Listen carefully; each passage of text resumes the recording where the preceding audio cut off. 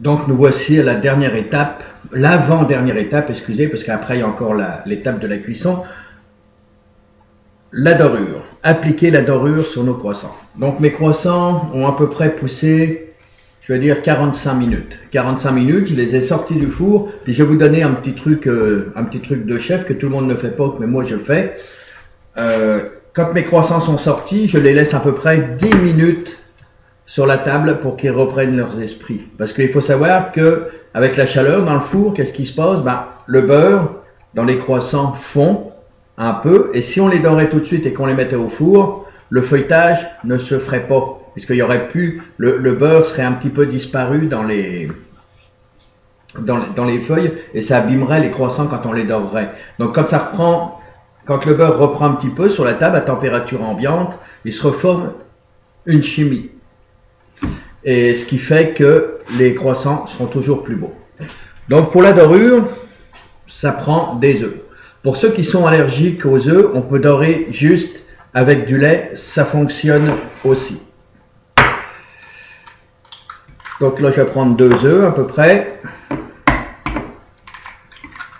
Des recettes de dorure, il y en existe plusieurs. On peut faire juste de la dorure avec des œufs entiers comme je suis en train de faire. On la remue. On met un petit peu de sel pour casser les blancs, pour que les blancs, il ne faut pas en mettre beaucoup, juste une pincée, pour que les blancs deviennent liquides, pour pas que quand on prend de la dorure, que ça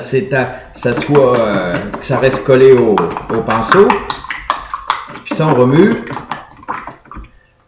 La dorure, on peut en faire par exemple 1 litre et puis s'en servir toute la semaine en pâtisserie, c'est ce qu'on fait. On peut même faire de la dorure, la passer dans un tamis, et puis quand on a des grosses productions de croissants ou de viennoiseries, on peut mettre ça dans un pistolet à peinture et dorer les croissants comme ça. C'est ce qu'on faisait d'ailleurs chez Ricardo, quand je vous parlais qu'on faisait 5000 à l'amour du pain, 5000 croissants, on prenait un pistolet à peinture pour dorer. Donc une fois que c'est bien mélangé, je peux mettre aussi un peu de lait. Ça va la rendre encore plus fluide et ça va faire une dorure merveilleuse. Quand je travaillais au Grand Écuyer à Cordes, chez M. Turiès, on avait une recette spéciale. Fallait peser les jaunes, fallait peser les œufs, fallait peser le lait et on mettait une petite pincée de sel dedans. Je l'ai encore dans mes archives, je pourrais la retrouver et puis vous la donner. Et puis c'était toujours, les croissants étaient toujours pareils. Donc voilà, regardez ma dorure comme elle est belle. Une belle dorure.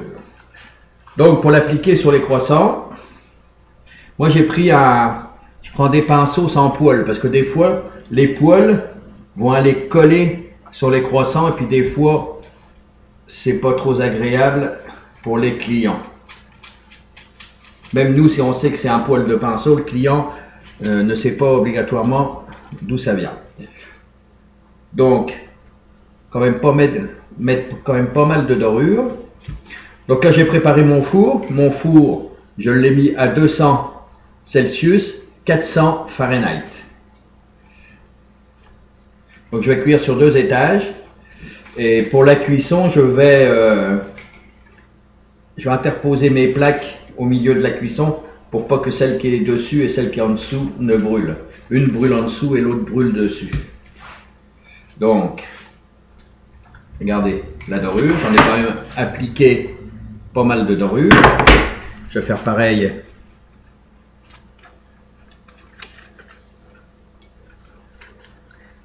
avec mon autre plaque.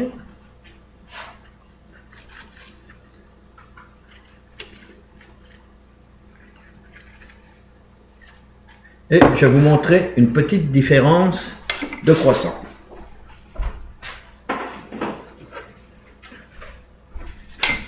Regardez ces croissants-là.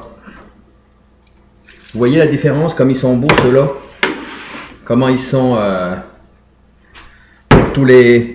par rapport à ceux-là, regardez. Vous voyez la différence?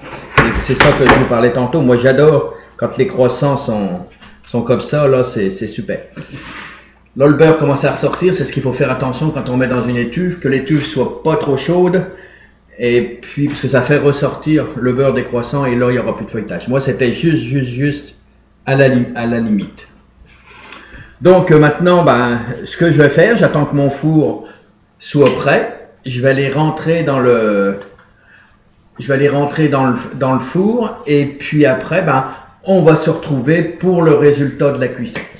Cuisson, ça prend à peu près 15 à 20 minutes et il faut alterner les plaques. Ou alors doubler la plaque qui va aller en dessous. Ou alors vous voyez, par exemple, toutes les 5 minutes, vous prenez la plaque qui est au-dessus, vous la remettez en dessous et puis vous faites toujours ça pour pas que les croissants brûlent. Donc, c'est ça. Je vais cuire les croissants et puis je vous retrouve après. Puis je vais vous montrer ma petite astuce pour les croissants. Ça, c'est encore un petit truc à moi.